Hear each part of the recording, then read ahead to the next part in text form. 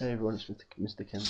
I just thought I'd show you a bit of the game between Luka, Lenic and Quang, which was played recently at the Aeroflot tournament in Moscow. Quang actually leads the tournament at the minute on 4.5 points.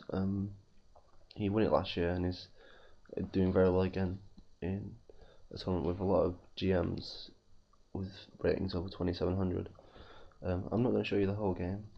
I just thought I'd show you the ending really, because it's quite a really nice finish by Quang Liem, and quite instructive too. So just get to the position I want to show you.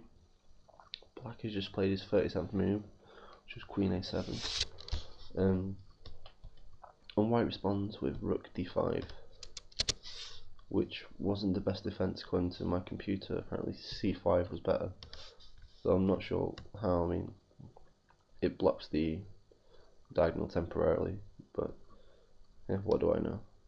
Anyway, this Rook D5 move, which Lenic played, allows for quite a neat tactic by Liem. Give you a few seconds to spot it if you want to. Okay, it's Knight G3, and this is a really nice move because it's attacking the bishop, yes, but it's a poison knight and it can't be taken. If it is taken, this would happen.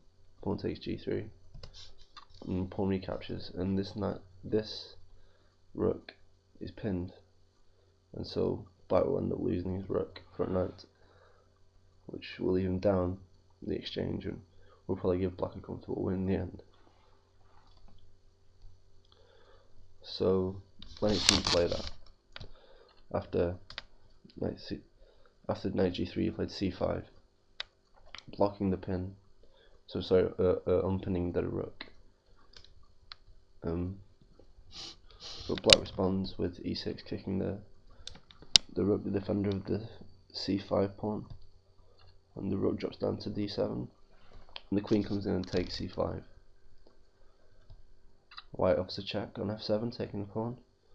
When the king moves to H6, the rook swings back and gets the B7 pawn, which is pawn grabbing at best and is actually the game losing blunder. I mean, White was having a hard time anyway, but with this move he's just lost it completely, and Liem found the strongest move to ensure a win. If you'd like to try and spot it, stop the video now. Alright, it's a really cool tactic, and Lenic actually resigned straight away after this. It's Knight H1.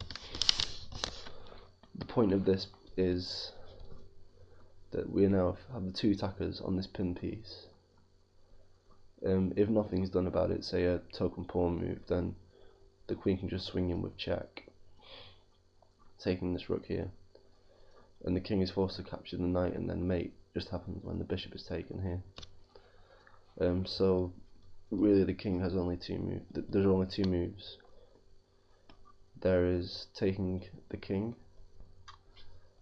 sorry, taking the knight with the king, and then the queen just swings and takes the rook anyway, and the threat of mate is still here on F1, and so H3 is the only move practically, and then the bishop goes, the king scoots around the back in H2, and in this continuation it's all over. White is heavily down in numbers. This B pawn is going to be queening very soon, and White will more than likely have to give up the rook to stop it queening, and it's game over. The only other possible move, apart from king takes one, is to play H3 straight away, but this makes no difference whatsoever. We still have H2 check. The king has to take the knight or go to H2, but he's still losing his rook and his bishop. And after the king moves, after the bishop's taken, then it's very much the same pattern as before. And as I said, after this brilliant move by Quang Liem, the knight to H1, Lenic immediately resigned, and it was a really cool tactic, and Well, I don't know if you spotted it. I certainly didn't spot it straight away, but I thought it looked pretty cool anyway.